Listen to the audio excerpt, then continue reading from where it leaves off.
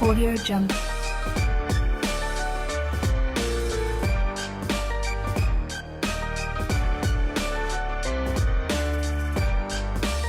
Audio Jungle. Assalamualaikum warahmatullahi wabarakatuh. Kembali lagi bersama saya Frisenia Putri Firmawati di channel MUTV. Belajar, mendengar, berkolaborasi. Hari ini kita kedatangan tamu istimewa. Beliau adalah seorang guru agama di SD Latansa yang juga merupakan ketua perguruan silat di Kabupaten Demak, sosok yang mendidik dengan akhlak, melatih dengan disiplin, dan memimpin dengan keteladanan. Bayangkan, dari pagi mengajar di kelas, sore sampai malam melatih silat, memimpin organisasi silat, dan tetap semangat membangun karakter generasi muda. Oke, langsung saja kita sapa dulu. Halo Pak. Halo, sore. Ya, tadi perjalanannya gimana? Ada kendala nggak? Ya, alhamdulillah tadi ya. Tadi itu saya kira waktunya tidak ini. Jadi alhamdulillah sudah ada informasi. Jadi saya langsung datang ke sini cepat-cepat gitu ya. Itu untuk perkenalan dulu ya. Saya kenalkan ya. Perkenalan Jadi perkenalan dulu, nama saya Mas Nur Kuat atau Pak Nur Kuat ya. Biasa dipanggil Pak Kuat atau Pak Nur. Jadi asli saya. Kenalan dulu ya, enggak apa-apa ya. Iya. Asli saya Bandeng Mati, Desa Bandeng Mati, Kecamatan Mijen, Kabupaten Demak. Itu saya sudah punya istri dan anak 5. Itu okay. Anaknya 5. cewek semua apa Cewek cowok campur? 4, yang laki-laki 1 yang terakhir ini. Itu kira-kira kelas berapaan ya Pak? Untuk kalau ditanya kelas saya bisa, kalau ditanya umur saya nggak bisa karena saking banyaknya anak. Jadi kalau yang pertama sekarang sudah kelas SMP kelas 1 ya, kelas 1. Yang lainnya yang nomor 2 kelas 3, yang nomor 3 kelas 1, yang nomor 4 baru TK, dan yang kelima itu baru umur 3 tahun setengah. Masih Masih kecil-kecil ya. kecil-kecil. Oke. Itu perkenalan saya. Oke. Mau tanya soal Bapak kan ngajar di SD Latansa kan? Iya. Nah itu awal mula tuh gimana Pak? Jadi gini, dulu saya itu ngajarnya di Al-Azhar BSB ya, Al-Azhar 16, Al-Azhar ya 16 di BSB Siti Ngalian. Dulu itu saya 4 tahun ngajar di situ, karena sayangnya waktu, karena punya istri hamil, akhirnya saya pingin dekat dengan rumah karena istri hamil. Setelah itu, dari perjalanan pulang saya dari Semarang ke Demak, itu saya melihat SD Islam, itu saya srek, itu ya SD Puslatansa. Dalam perjalanan saya pulang itu, dalam hati saya pengen ngajar di situ. Nah, tiba-tiba pada waktu itu hari Jumat saya masih ingat, saya sholat Jumat, di situ berdoa mudah-mudahan didekatkan kerjaan saya, dan alhamdulillah saya di situ ngelamar, diterima menjadi guru PAI. Itu dari awal mula saya ngajar di situ ya, ngajar di situ. Itu responnya Bapak itu gimana saat keterima awal pertama kali itu? Ya alhamdulillah, saya memang tadi ya dari awal sebelum saya masuk di situ, saya sudah punya niat. Akhirnya saya senang sekali ya, karena saya basicnya adalah santri, yaitu pendidikan agama. Maka di situ saya ingin menyampaikan ilmu saya atau ingin memanfaatkan ilmu saya yang sudah saya pelajari di pondok pesantren. Jadi alhamdulillah klop banget sesuai harapan saya bisa mengajarkan ilmu agama, yaitu di SD Puslatansa, dan alhamdulillah diterima teman-teman dengan baik. Bahkan di situ awal mula saya itu masuk di Latansa 2016. 2016 itu saya 2017 itu membawakan piala di tingkat Kecamatan Wonosalam, itu bahkan hampir 10 piala baru masuk saya. Nah, disitulah alhamdulillah teman-teman baik dan Latansa sungguh luar biasa di situ guru-gurunya. Dan saya juga harus memberi motivasi karena di situ saya juga termasuk orang untuk saat ini termasuk orang yang paling lama di Latansa ya. Gitu, Mbak. Keren ya. Iya. Bapaknya tuh ngajarnya di kelas berapa kira-kira? Saya ngajarnya kelas 1 sampai kelas 6. Jadi SD Puslatansa itu sekarang itu satu kelasnya 4 kelas ya. Satu kelas 1 4 kelas, kelas 2 4 kelas, kelas 3 4 kelas, kelas 4 4 kelas, kelas 5 3, kelas 6 3. Jadi Dan untuk sekarang saya tidak ngajar, hanya kelas 3 saja. Lainnya iya ngajar semua di situ, keagamaan dan juga Al-Qur'an hadis. Al-Qur'an hadis karena basic saya di Quran gitu. Itu kan hampir menyeluruh mengajar. Nah, itu jadwalnya tuh apa saja? Jadi jadwalnya itu yang mengatur adalah wakakurikulumnya ya. Jadi wakakurikulum itu menjadwalkan seberapa jam yang harus saya yang dikasihkan kepada saya untuk mengajar di SD Puslatansa. Jadi ya 1 jamnya hampir 30 katakanlah 1 jam, 2 jam gitu satu kelasnya. Jadi wah capek banget ya. Cuma kan karena kita guru mau nggak mau kita harus profesional. Tetap kita jalani, kita lakukan sebagai guru, kita harus bisa menyampaikan materi untuk anak didik kita supaya menjadi anak yang cerdas, berakhlakul karimah, Amin. berlandaskan Al-Qur'an, kan gitu. Ya. Kira-kira pulangnya tuh jam berapaan ya, Pak? Jadi untuk Latansa sendiri itu full day ya, full day. Latansa itu full day. Berangkatnya itu kalau anak-anak itu sampai sekolahan itu 6.15. Kalau saya berangkat berarti sekitaran jam 6:15 saya dari rumah. Jam 6.15 saya berangkat dari rumah sampai ke Latansa sekitar jam 6.15, 14 gitu. Ya repotnya kalau macet, hujan itu sering ya. Mepet telat kadang-kadang itu. Kadang-kadang agak hampir telat aja, kurang 1 menit, 2 menit gitu.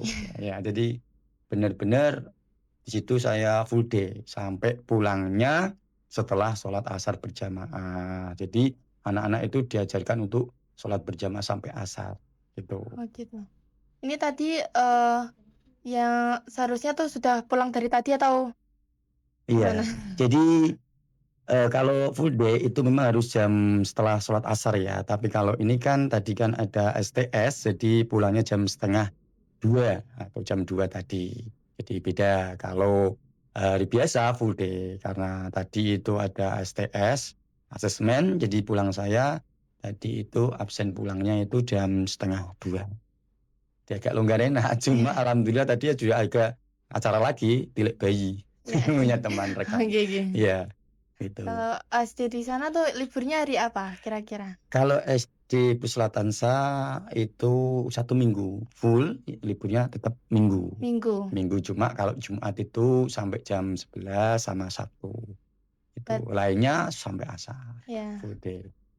Bapak, gimana rasanya mendidik anak-anak usia SD dalam bidang agama? Ya, jadi kalau mendidik anak-anak ya di bidang agama khususnya itu yang pertama kita namanya guru ya, pasti namanya mengajar apalagi anak-anak yang katakanlah belum apa namanya ya, balik katakanlah. Masa anak-anak itu ya bermain. Perlu kesabaran ya, perlu kesabaran. Namanya orang ngajar tidak hanya sekedar ngajar tapi iso ngomong. Iso ngomong, apalagi kelas 1 itu banyak yang masih ngompol. Kalau diajarkan sholat kadang-kadang itu yang agak sulit itu ketika anak-anak wudhu. Nah, itu repot banget anak segitu banyak 690 berapa itu lebih ya. Itu wudhu bersama. Bayangkan kalau laki-laki itu mintanya wingkis itu loh. Ini Pak lepasin Pak lepasin Pak. Nah gitu. Terus untuk ngajar keagamaan ya memang kadang-kadang kita ada rasa gimana ya. Ya ini bocah cilik yo. Kadang-kadang ngangen ke, ya gemes ke tapi ngangen ke. Tetap enjoy, makanya cara mengajar saya tetap pakai bagaimana anak itu senang ketika saya ajar. Cara saya dengan apa?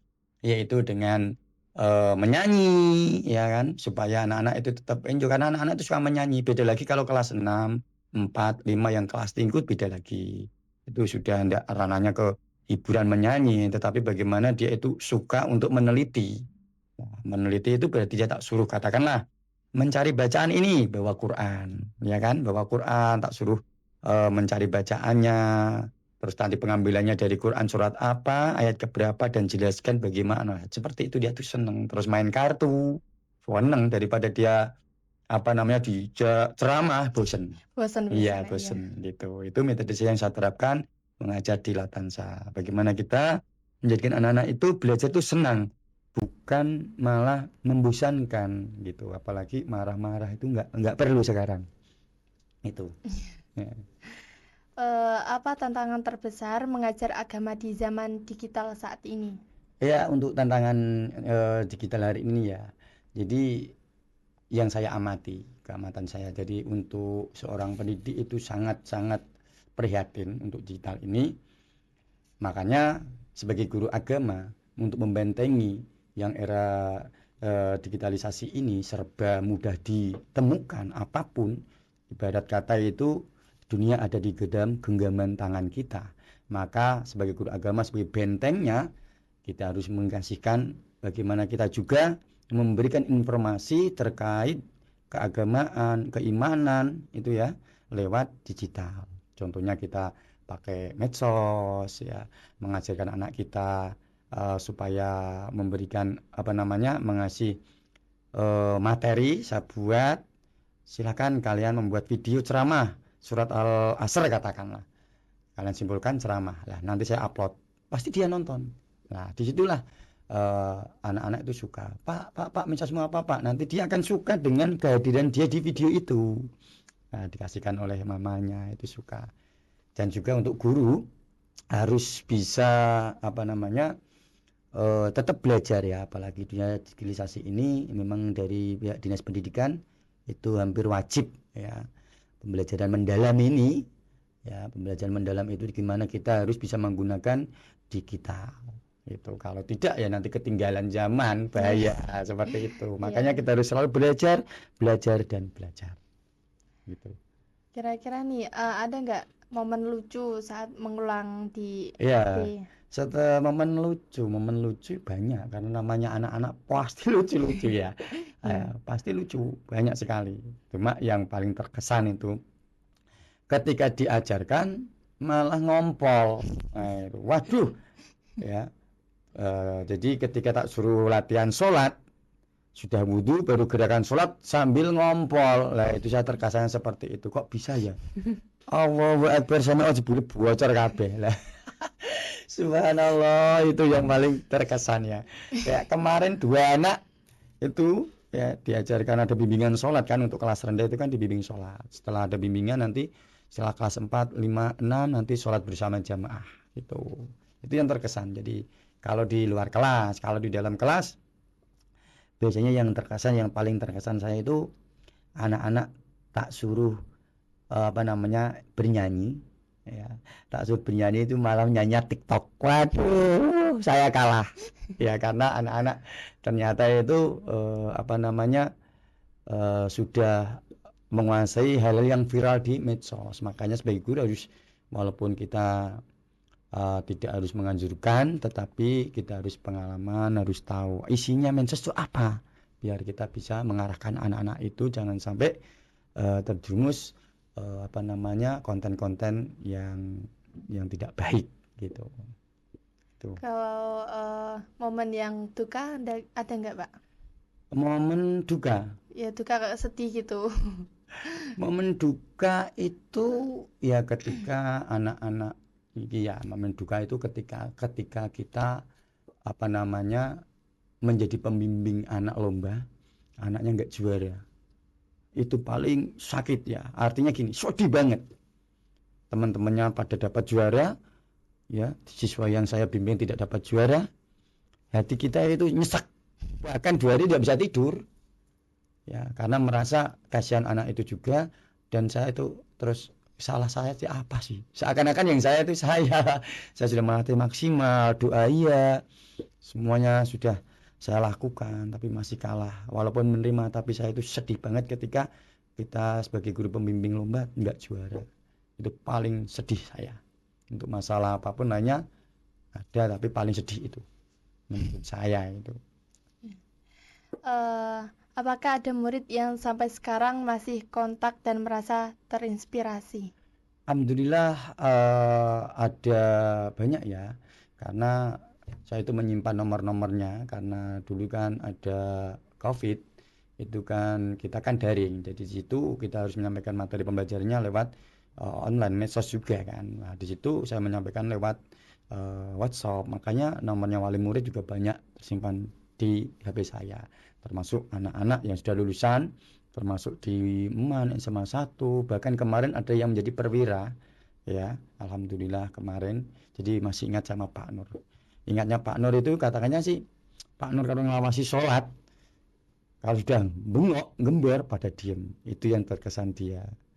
Itu. Jadi dia itu merasa, walaupun dulunya dia merasa kayak takut, tapi manfaat bagi dirinya ternyata. Gitu bilangnya. Itu.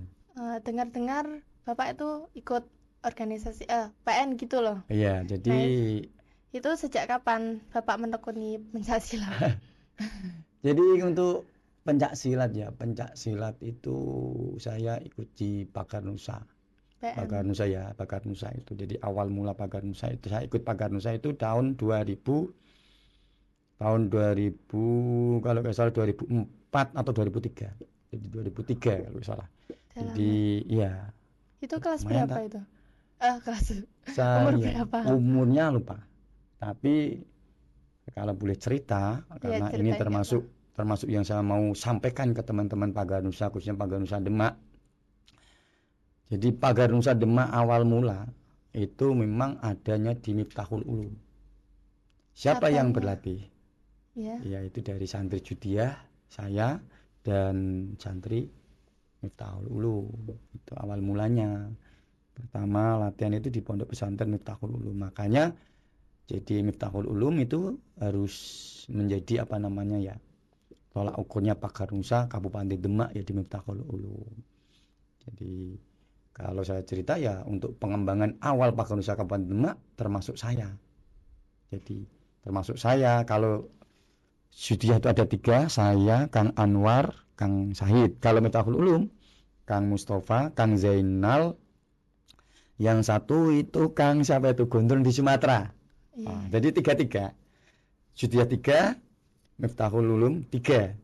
Itu masa pengembangan ya, pengembangan sampai Pagar Nusa sebesar ini. Itu adalah selain perjuangan dari guru-guru saya yang di awal seperti Kang Manan, ya ada Kang Gufron, ya, mungkin sampai nggak kenal Kang Gufron, ya itu 3 itu. Jadi Miftahul Ulum 3, Judiah 3. Perjalanan waktu itu sampai mencari pelatih itu, ya berlatih terus nyari pelatih, bagaimana Pagar Nusa itu bisa berkembang di Kabupaten Demak. Dan alhamdulillah sampai sekarang, alhamdulillah bisa sebesar ini. Dan menurut data dari sekretarisnya ada kurang lebih 3.000 warga. Jadi warga bukan siswa. Luar biasa itu. Iya. Ya, Itu itu. bapaknya tuh ketua atau apa? Kalau saya nggak ketua, katakanlah bisa dikatakan itu kayak sesepuhnya. Sesepuh, Ya, lama. sesepuh ya, termasuk orang yang lama ya. Kalau sesepuh ya kok ora pas ya. Iya. Wong paling suwe ya, Iya, wong iya. paling awal atau ashabul awalin nak cara. Ashabul awalin. Iya. Tadi tidak sampaikan ya 6 orang tadi itu. Jadi jangan sampai teman-teman Pagar Nusa yang di Demak pertama iki ndak boleh. Ya, memang saya sampaikan pertama ya memang latihan di Miftahul Ulum, yaitu dilatih Mbah Latif. Ya, dulu hanya beberapa orang, terus orang besar-besar dulu itu sudah pada boyong, akhirnya dilatih sama pelatih yaitu dari pencaksilat PSHD. Di situ akhirnya diganti Pagar Nusa. Nah, awal itulah pengembangan ada saya, Kang Mustafa, Kang Anwar, Kang Said, Kang Zainal, yang satu saya lupa itu Gondrong itu. Itulah 6 orang itu. Gitu. Kira-kira apa nilai utama dari silat yang Bapak tekankan kepada murid-murid? Iya, jadi yang tekankan untuk murid-murid saya Pagar Nusa yang pertama adalah selalu apa namanya rasa percaya diri dan selalu menjaga marwah para ulama, khususnya marwah ulama Nahdlatul Ulama. Itu penting sekali karena sering saya sampaikan ke anak didik saya setiap saya latihan Pagar Nusa itu berat. Bukan berat fisiknya tetapi tanggung jawab, karena di dalam Pagar Nusa logonya itu ya. Kalau sudah pakai Pagar Nusa berarti kita sama saja membawa ulama-ulama Nahdlatul Ulama. Maka ketika sebagai warga Pagar Nusa membuat atau perbuatan yang tidak baik di mata masyarakat, maka sama saja kita itu menjelekkan ulama-ulama pendiri-pendiri Nahdlatul Ulama. Itu yang berat. Itu makanya saya sampaikan anak-anak, tolong jaga. Jangan sampai kalian itu berbuat yang tidak senonoh, yang membuat tidak baik di masyarakat, sehingga nama ulama-ulama Nahdlatul Ulama ikut tercemar. Itu.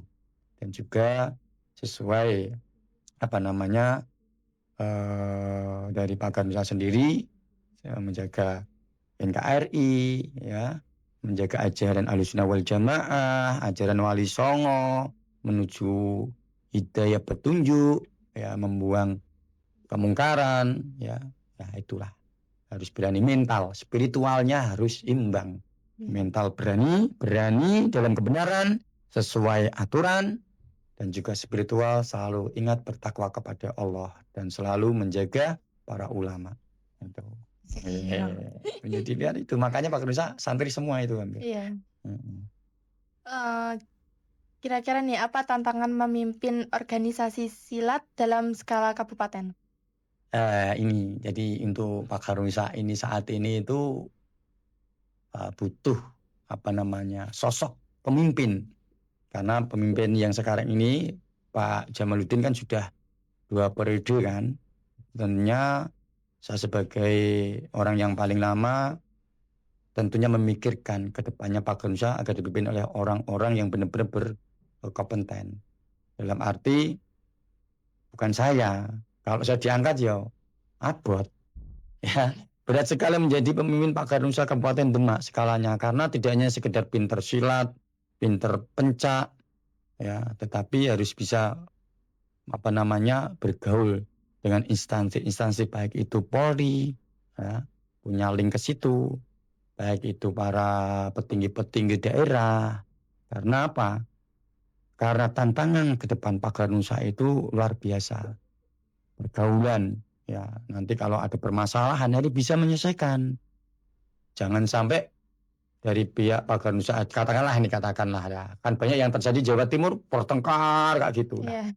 Itu kalau ketuanya nggak bisa menangani, itu bahaya, bisa menghancurkan Pak Garuda. Makanya saya ingin Pak Garuda dipimpin oleh sosok yang bisa memberikan edukasi dan bertanggung jawab dan memberikan Pak Garuda itu menjadi kedepannya lebih baik dan lebih maju dan lebih jaya. Amin. Ya gitu.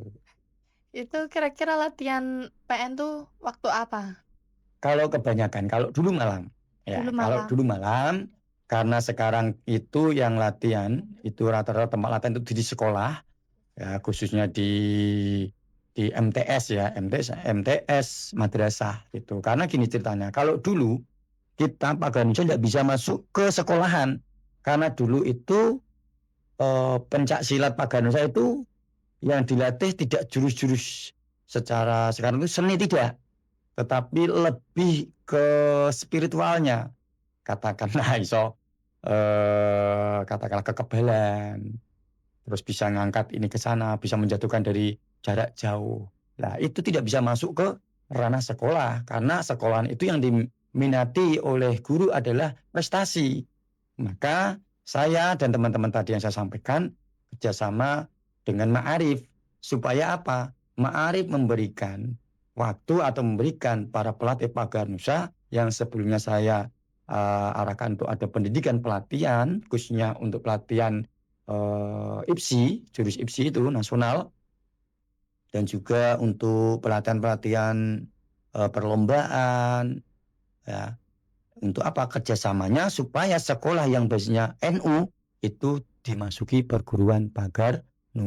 Sehingga inilah besar kerjasamanya antara Pak Garuda dengan Ma'arif. Masuk wong Ma'arif sekolah NU kok dilatih perguruan saliyane Pak Garuda kan yo isin ya. Wong dari NU sendiri ada perguruan khusus yaitu Pak Garuda gitu. Dan sebesar inilah alhamdulillah itu. Itu jadi latihannya waktu apa? Waktu kalau sekarang ya sore sebagai ekstrakurikuler kan sekolah. Dulu itu pertama itu saya itu di MAN. Di MAN ada, di Gajah itu apa? Lupa saya, di Gajah, di Wedung. Terus di sana Dempet. Banyak sekali lah itu saya dulu. di Kalau sekolah-sekolahan. Kalau malam rata-rata di pondok pesantren. pesantren Miftahul Ya, ini Miftahul Ulum juga. Kalau dulu hari Jumat ya. Jumat Setiap hari biasa. Jumat saya datang ke sini. Pasti dulu itu ngelatih. Bertemu teman-teman. Terus latihan bareng. Ya. Sampai sekarang Kalau sekarang sudah beda lagi. Sudah beda kenapa? lagi ya. Karena waktu dan juga Oh. kesibukan. Karena sudah jalurnya saya tetap jadi pengurusan. Tetapi saya itu sebagai Dewan Tabib. Maka saya sibuknya di pengobatan. Nah, makanya alhamdulillah berkahnya ikut Pagar Nusa. Saya itu bermanfaat di masyarakat tentang pengobatannya gitu. Makanya saya nggak bisa ikut berlatih untuk melatih teman-teman karena juga untuk regenerasi kepengurusan Pagar Nusa ke depan. Kalau saya terus nanti siapa? Oh, orang nguman-ngumani kan gitu. Apa strategi Bapak agar silat tetap relevan Ya, dan tidak ketinggalan zaman? ya itu tadi yang pertama ya. Kita harus mengikuti aturan-aturan IPSI karena IPSI itu mempunyai aturan-aturan setiap tahunnya, bahkan itu aturan baru ya. Nah, makanya dari Pagarnya sendiri mempunyai kegiatan-kegiatan. Yang pertama contoh ini ya yang sudah berjalan, membuat pelatihan-pelatihan, baik itu pelatihan pelatih, membuat pelatihan ketabiban untuk untuk supaya masyarakat Pagar Nusa itu bisa bermanfaat di masyarakat gitu.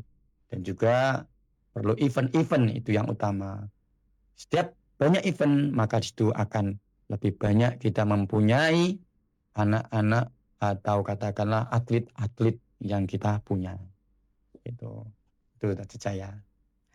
Apakah silat di Demak masih diminati generasi muda, Pak? Untuk saya amati ya, ini pengamatan saya.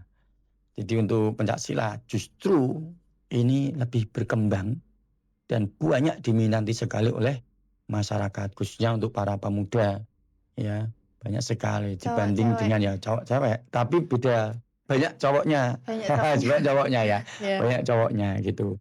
Karena memang bela diri itu biasanya yang suka itu laki-laki, ya, suka berantem. Padahal kalau sudah ikut berlatih dia tidak berani berantem. Iya itulah karena keseimbangan dari spiritualnya tadi sekali. Jadi kalau orang yang pintar silat bukan berarti pintar tukaran, justru pintar damekno sing darani wong pintar silat gitu. Gitu. Bapak prosesnya melatih anak-anak tuh gimana?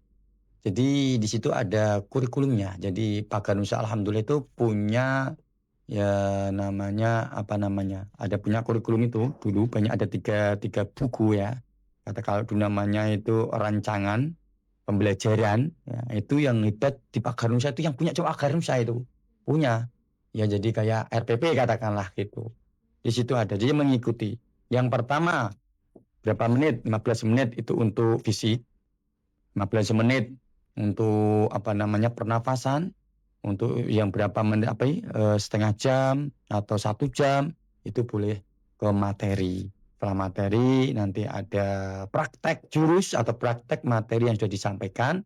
Saya itu tentunya juga ada kayak permainan, tetapi di situ manfaat yang berhubungan dengan materi. Contoh tangkap bola. Ya, tangkap bola. Kalau hanya sekedar latih jurus itu bosen. Tangkap bola itu apa? Supaya anak-anak itu bisa refleks menangkap tangkapan. Terus kayak dulu namanya mainan jongjongan. Ngerti main jongjongan? Enggak tahu. Jongjongan ini kan kejar sini, ngalah Oh, sini iya, ya. tahu. Itu melatih anak-anak untuk refleks menghindar. Nah, itu kan nyenengke, ya kan? Nanti seneng oyak-oyakan, cegat-cegatan. Di samping itu juga ada manfaatnya tadi melatih refleks geseran, tangkapan seperti itu. Itu cara saya untuk melatih supaya anak-anak itu bisa menjadi pesilat yang punya gerak refleks, punya jiwa pendekar, yaitu dengan apa tadi? Dengan penyampaian spiritualnya tadi. Itu kan ada kayak permainan lah. Oh ya. Nah, itu ada hukuman juga nggak kalau Iya, PPM? ya supayanya anak itu murid-murid jadi disiplin. Kalau telat, biasanya kalau dulu tak suruh push up 50 kali. Kalau enggak gitu muter lari lapangan. Kadang-kadang 20 kali. Jadi saya itu enggak mau menghukum anak itu pakai materi atau denda. Saya enggak suka karena itu termasuk mengajarkan malak. Malah kalau sekarang banyak kayaknya dendul duit sembarang duit, padahal bocah selatan langsung golek duit. Oh, dendul duit. Biasanya tak denda fisik, yaitu push up, kadang lari, kadang tak suruh gerak jurus tadi sampai berapa kali. Supaya apa? Dia dihukum, tetapi dalam hukuman itu manfaat buat dirinya. Gitu. Tetap dihukum karena melatih kedisiplinan mental, itu penting sekali. Gitu. Apa peran silat dalam membentuk karakter disiplin pada anak-anak? Ya tadi, disiplin tadi dibentuk itu ketika anak-anak mentalnya, secara mental ya, mental.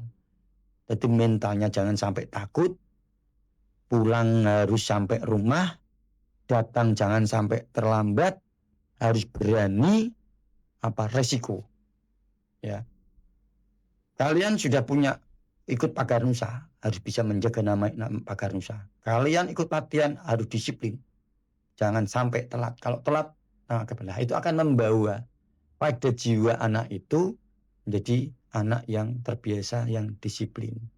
Itu kalau nggak dibiasakan seperti itu sampai naik dewi, nggak bisa ikut latihan aja karena bisa merusak itu ya. Oke, jadi tetap ada hukumannya, kita bimbing supaya tetap bisa disiplin gitu. Apakah silat itu juga melatih kesabaran dan mengendalikan diri? Nah ini jadi kesabaran itu adalah yang saya sampaikan kepada anak-anak. Yang dinamakan pendekar, orang yang pintar pencak bukan berarti pintar gelut, tetapi bisa menguasai nafsunya. Tentunya apa? Sabar. Ya sabar. Kalau tarung, ya katakanlah tarung, sparring, kok emosi, itu biasanya kalah. Karena dia mengikuti emosi. Makanya harus sabar. Pencak itu beda dengan taekwondo. Pencak itu beda dengan muay. Pencak itu beda. Beda yang lainnya. Kenapa? Karena pencak itu langkah lembut, langkah pasti, disertai dengan kesabaran dan melihat kelemahan musuh. Maka saya sampaikan kepada anak-anak didik kami, kalian menyerang, di situ ada celah kelemahanmu kelihatan. Maka janganlah engkau suka menyerang duluan, tetapi sabar menunggu lawan membuka kesalahan atau membuka peluang. Di situ ada kesalahan lawan. Nah, gitu. Apakah Bapak pernah melihat murid yang berubah total saat berkat silat? Berubahnya baik apa jelek? Positif atau negatif? Positif dulu saja. Positif ya. Jadi gini, tak ceritakan. Dulu murid saya Diman itu hampir orangnya itu anaknya dua dabek itu. Dua dabek banget. Bahkan ada yang berani katakanlah berani minum katakanlah seperti itu. Contoh yang masih sekarang alhamdulillah, ini contoh ada Mas Fatkur. Mas Fatkur dulu itu sering tukaran, ada Mas Bayu, kalau Mas Edi dan lain-lain itu orangnya baik karena dia pondok pesantren ulum sekolah Diman. Kalau yang itu yang tidak basicnya pesantren, naudzubillah, dah kira arwang tukaran yon dan yo. Alhamdulillah selama ikut pencak silat Maganusa, dia kenal sarongan, kenal ngaji, bahkan mau ikut istighosa dan sekarang kayak santri walaupun dia tidak pondok. Makanya orang yang ikut pencak silat Maganusa itu seperti santrinya, ya disebut santri pagar nusa, itu bisa merubah gitu. Orang berubah berarti yo kurang suwe belajar di pagar nusa gitu. Apa pandangan Bapak tentang kekuatan fisik sama kekuatan akhlak? Iya, jadi untuk kekuatan fisik sendiri, fisik itu pondasi, ya. Pondasi bagaimana seorang pesilat itu tidak mudah dijatuhkan. Secepat apapun kalau kalian fisik kamu lemah, maka akan mudah dikalahkan. Untuk menjadi fisik yang kuat, maka dilatihlah fisiknya, yaitu dengan lari, dengan push up, ya dan lain-lainnya itu. Karena fisik itu benar-benar harus ditata, harus sebaik mungkin ya, harus punya fisik yang kuat sekali. Selain fisik, kalau tidak diimbangi dengan akhlak, maka fisik ini akan menjadi bumerang bagi dia di masyarakat. Karena tadi yang saya sampaikan, ketika orang itu tidak punya akhlak, dia cuma pinter pencak, maka dia akan sering suka tukaran, suka tawuran, ya kan? Beda kalau punya akhlak. Makanya harus imbang, balance antara akhlak dan fisik.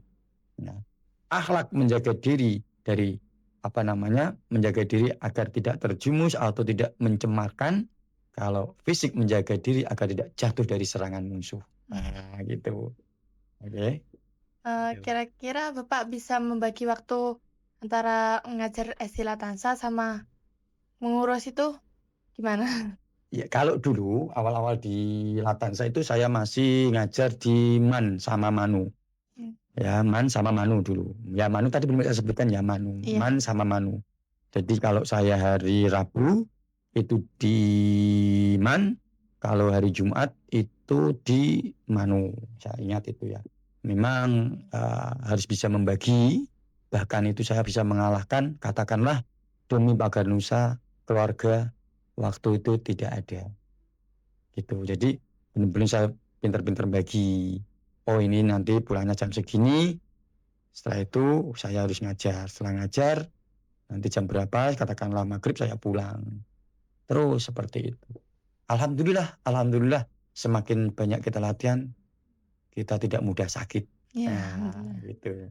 Jadi itu cara memanage waktu saya ketika mengajar dan mengajar pencak.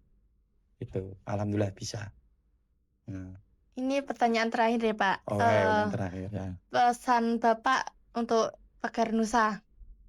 Pesan saya untuk pagar nusa. Ya.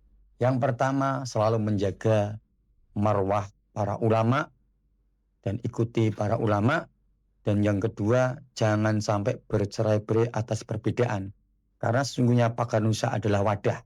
Jadi kalau wadah itu isinya beda-beda. Kalau beda warna tapi satu wadah, jangan sampai menjelekkan sama satu lainnya. Jangan merasa bahwa aku yang paling hebat, saya yang paling duluan, saya yang paling mantap. Tidak boleh. Tetap jaga persaudaraan, tetap jaga marwah pagar nusa agar menjadi pencak silat yang bermanfaat dan bermartabat. Gitu ya. Gitu. Oke, cukup? Oke. Oke. Luar biasa ya teman-teman. Dari perbincangan hari ini, kita belajar bahwa jadi guru bukan hanya soal mengajar, tapi soal mendidik dengan hati, dan jadi pendekar bukan soal bertarung, tapi soal membentuk jiwa yang bertangguh dan rendah hati. Bapak Kuat adalah contoh nyata bahwa dengan niat yang tulus, kita bisa menjalankan peran apapun dengan maksimal. Semoga cerita beliau jadi inspirasi buat kamu semua yang ingin berkontribusi untuk masyarakat lewat pendidikan, olahraga, ataupun seni budaya. Terima kasih sudah menyimak episode kali ini. Sampai jumpa di episode berikutnya. Wassalamualaikum warahmatullahi wabarakatuh. Waalaikumsalam warahmatullahi wabarakatuh. Audio Jungle.